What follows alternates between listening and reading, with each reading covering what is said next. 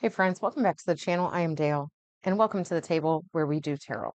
So let's get into a reading today because the day is almost done, and I've been doing other stuff, and yet still I feel like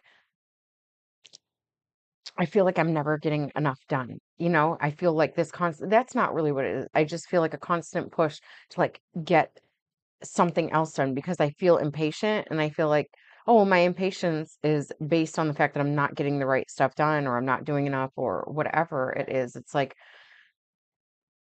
I have this sensation that if I play my cards wrong for each day, then it's like one day further in some sort of purgatory. I've just felt that for a long, long time. But let me pause.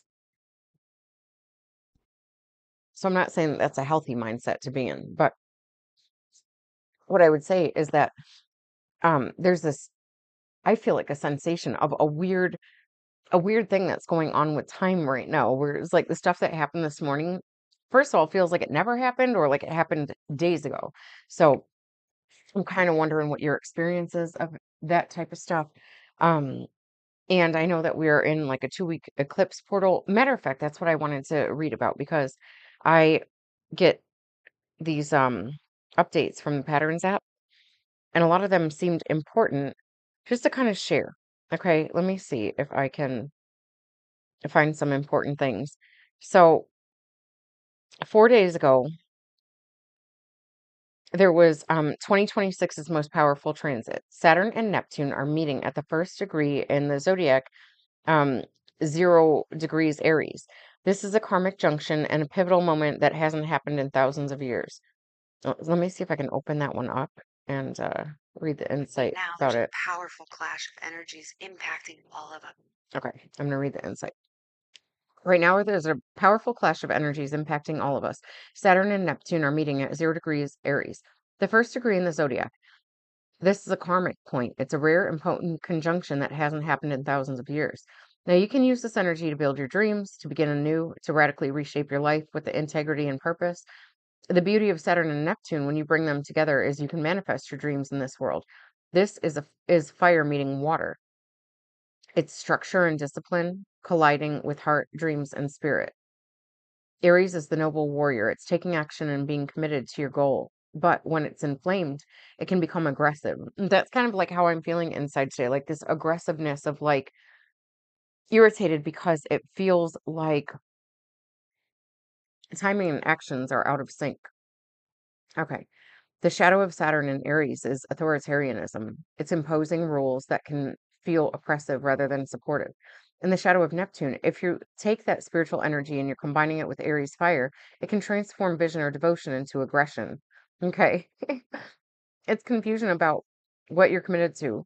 When the warrior doesn't know what they're fighting for, it can become dangerous. And that's part of the problem. Is like it's so much easier to know what the objective is. But right now we are in this like crazy muddied water of where nobody knows who's the good guy, who's the bad guy. It's like we don't like the government, we don't like um each other. It's like it's a weird time to be in. As we look out into the world, all the chaos, all the pain, there's a lot of shadow expressing itself right now. And you turn on the news, it's heavy, it's dark out there, it can feel very hopeless. But by you making choices day to day that support your integrity, your truth, your sovereignty, that is your contribution. That decision between shadow and light is made by you. And each choice that we make to either contract in fear or expand in courage. That is how you support the collective in entertaining this new era responsibly. But it's like, has it ever been light? Am I gonna lose out on all the other notifications? No. Like, has the news ever been like super awesome and light? I don't really think so. I don't know. I guess it's because we can only feel the way that we feel today and listen to what other people are saying. And I just don't know if this is different from ever before, even though it's like different circumstances, different timing. All right. Let's see, 3 days ago, even just becoming aware of your Pluto energy transforms it, and then you're able to start this journey of surrender and rise from the ashes and find true empowerment. So let's see if there's anything. Um, That was for the 19th. This audio dives into the innate depth and complexity of resilience. Okay. Um, it's describing the influence known as the Pluto complex. This energy significantly affects your life journey. Because of it, you have an increased ability to handle chaos and powerful emotional experiences. But you might also contend with irrational circumstances or feel like certain life events are undermining your strength. Okay. This one might be, yeah, I think this one is specific to like my natal chart because it's natal Pluto complex, deep, profound, deep, powerful, and profound. So I won't bother going into that one, though I might listen to it. Um, Today, the great karmic reset, and this was 2 days ago. So this was the Saturn and Neptune are meeting in the rare 0 degree Aries conjunction. It hasn't happened in thousands of years. Let's see. Right now, there's a powerful. It's the same thing. It was the same thing. I just want to make sure that I'm not missing out on anything that would be beneficial for you to see or hear. Okay.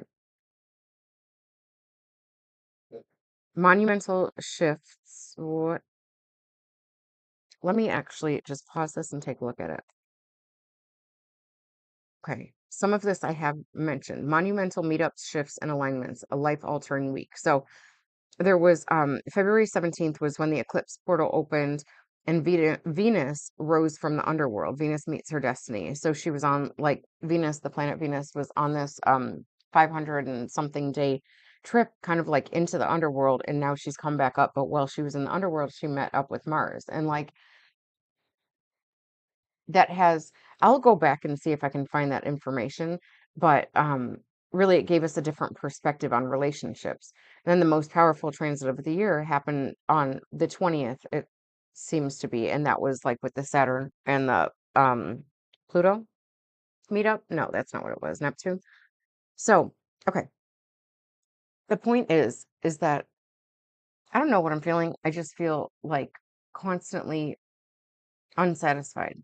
It's like no matter how many good things that you do, it's like it's not refreshing things the way that it should, the way that it used to. It's almost like every single day I feel like everybody is going to battle with something. And it's like, so let's read something from this 101 messages to encourage and inspire because I feel like I need some sort of inspiration. I get it. Like I'm just being a human, but I don't know. I feel annoyed today. I feel like, what am I supposed to be doing with my energy today? It's like I feel like I'm always doing something, though I try to give myself time to do nothing and be okay with that as well. All right, sing to the Lord all the earth. I remember these hymns from like when I was in church. Sing to the Lord all the earth. Psalms 96, 1. What else have we got here? If anyone is in Christ, the new creation has come. The old has gone, the new is here. 2 Corinthians 5:17. Whatever is true, whatever is noble, whatever is right, whatever is pure, whatever is lovely, whatever is admirable, if anything is excellent or praiseworthy, think about such things. That's like positive manifestation. Philippians 4:8. And then set your minds on things above. Colossians 3:2. And there's a bunch of words on here. And that is probably the most important message that we're getting here today. Come to me, all you who are weary and burdened, and I will give you rest. Matthew 11:28. And this is a great card. It's like that kind of those thoughts, those words help you to rise above the stuff that's going on, because really a vacation can be taken in your mind at any point because just being on vacation doesn't ensure that you're going to have this great experience that's refreshing and things like that. And so, I don't know, maybe we have no control over our outcomes in this life, but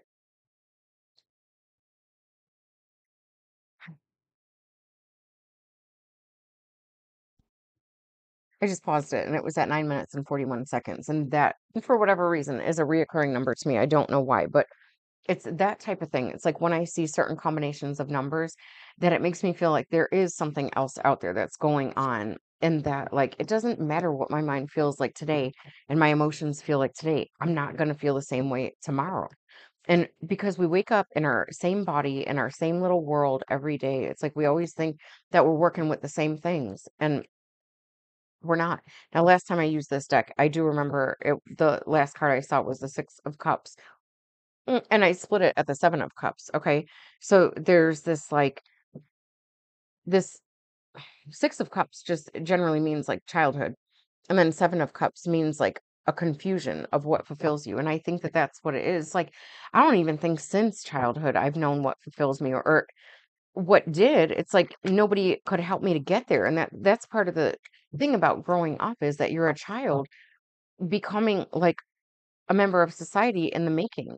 So if you have a relative that is the one that shapes you, but you don't get to see that person often, or they pass away when you're young, and but they were kind of the one who was like navigating you towards your path, and nobody else can really do that, then it's like you never really feel like you have somebody who cares about you in your life, you know? And I know what that's like. It was like my grandmother was the one who understood me most.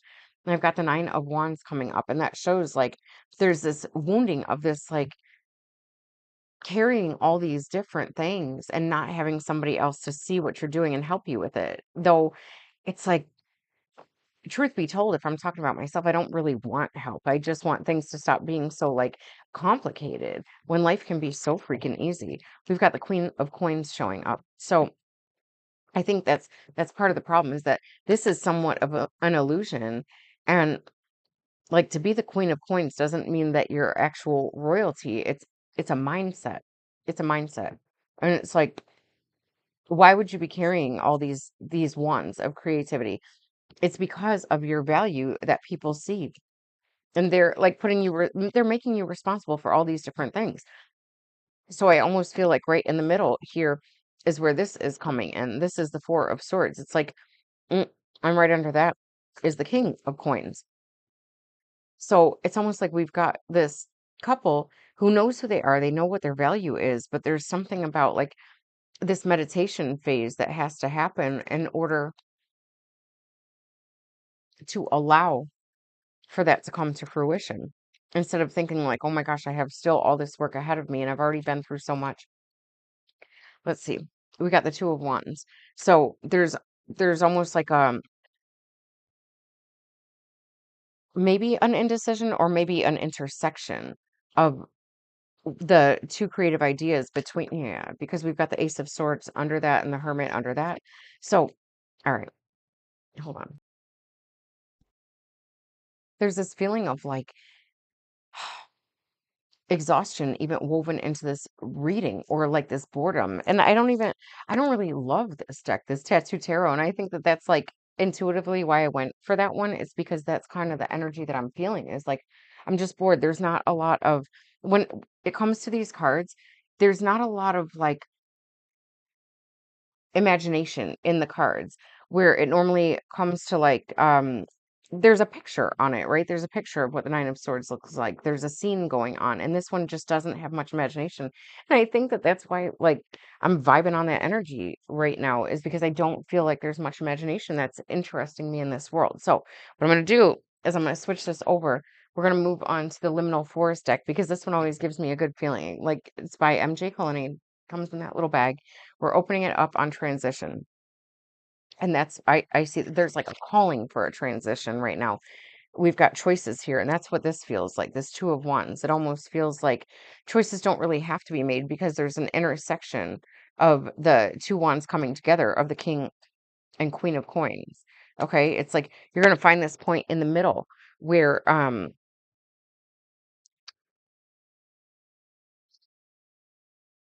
yeah, there's an intersection of them coming together somehow. But it feels like you have to choose one way or the other.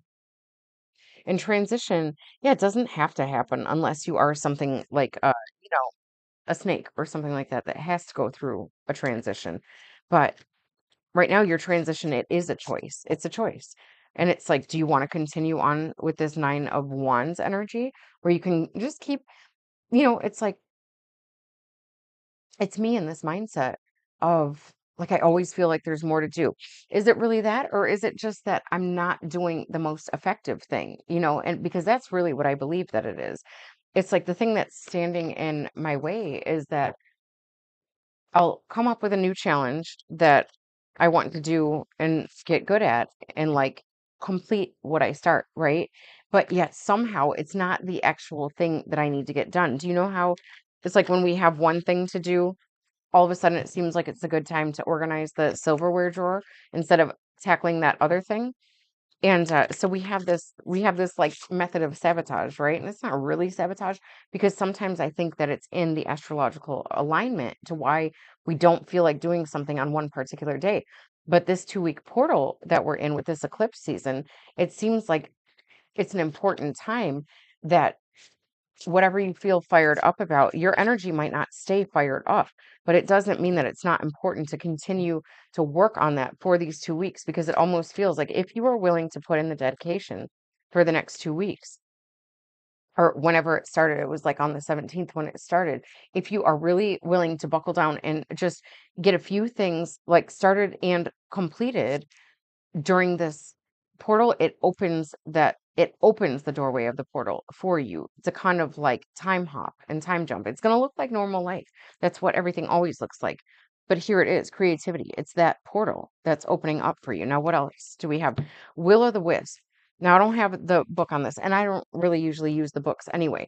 But Will o' the Wisp, when I watched the movie Brave, I think the wisps, if you haven't seen it, it's a Disney movie. The wisps brought the like the princess through the forest to lead her, but it's like a scary forest. Well, the wisps are kind of scary, but really not. It's just because they're unfamiliar, but they're guiding you along a certain path in the darkness where you don't really necessarily know where you're going. There's shell, competition, and alignment. Interesting. That's an interesting mix. Broken and perfection. That's like opposites, right? That's so interesting. Shell, competition, alignment. I feel like it's within itself. I feel like the competition is within the concept of like whether you're broken or you're perfect. There's this competition to be, well, I'm just looking at these two rabbits where the bear got one and then there's more where they're jumping all off to the sides. Um And this alignment card, I've seen this one come up before, and it's like, it seems that certain things are aligned, like where people are taking stuff from us. Let me take a look at these for a minute.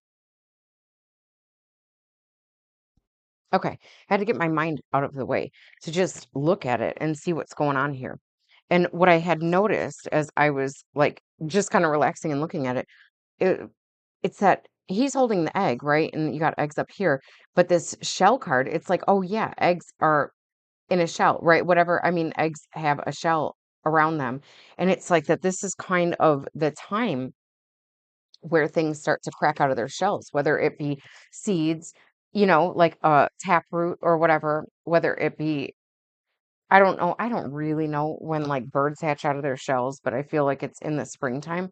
And so there's like what's broken in our world is this concept of like perfectionism, which in competition, you can't really have those things. It's like not about, it's like the only thing that's always going to win out is nature. And we are ruining nature. We are ruining nature because we are all focused on this concept of like competition and perfectionism and stuff like that. It's like there is no such thing as perfect other than those cycles of nature. Okay. That is the only thing. And so, man, it was like all the clarity that I saw in this when I had the camera paused. It's like it went away. And so what I'm going to do is I am going to leave this off here because I am just I'm stuck in this mind space right now. I'm stuck in like getting my thoughts involved in this because that's how I felt all day. So perhaps that's how you're feeling today, and perhaps it's like by admitting it, we get to kind of move through a portal. Okay. We like there was this one and then there was this one. And this is the concept of like where I feel like I'm at right now is instead of looking through this as a portal, I'm attached to the concept of like that something should be happening every day and I should feel like I'm getting something accomplished every day. And really, it's just like that's the thing that's getting in the way of me just kind of like feeling out the day and learning to accept whatever it is that I have, accept whatever is offered. And it's like I should find like comfort in the fact that there's really nothing going on today. And it's not there's nothing. It's just that I guess in my own proximity there's nothing major going on. But there is like my kids have been sick the whole time that they've been on break. They've been sick and it's like I don't know what's causing this, but there are a lot of people who are sick right now and I refuse to take them to get like prescriptions and stuff like that. And so we've just been steadily nursing it the natural way.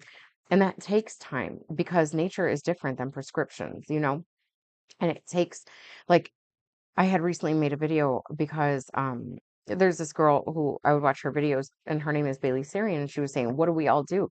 Well, this is one of my answers to what we do. And this is kind of how I've always try to do things in my home if I have the time to be able to do so. And that is to make my own remedies or make my own food or do these things because I think that we need to put in the work for ourselves in order to get the outcome that's most desirable. Because if you let others do it, there's so many unknowns in that process. Knowing all the things that I know about, like, what I feel is true in this world, I think there's so many unknowns in the process of like just taking medicine, all these different things. Anyway, so the point is that I'm just kind of like steadily nursing my kids through whatever this like dis-ease is in their bodies. And why did it occur? Why did it occur when as soon as their little spring break or whatever you call this midwinter break happens? I don't know. I don't know, but I know that it's kind of across the board that it's been happening to all the parents that I know and just people in general. Okay. So anyway, I just feel like tired out and exhausted with the fact that I just don't feel on fire today. Okay. So if you're feeling the same way, just know that it's just going to pass and we're going to be just fine. And that's what I've realized is that things don't always have to be perfect because there is no such thing as perfection, right? That's what we saw. It's like, and it's also broken to think that something also or always must be done. Sometimes we can just chill. And that's what like a seed in preparation for growth does. It's like it's not doing push-ups and stuff like that. Anyway, so I'm gonna leave it off at that. I love you. Bye.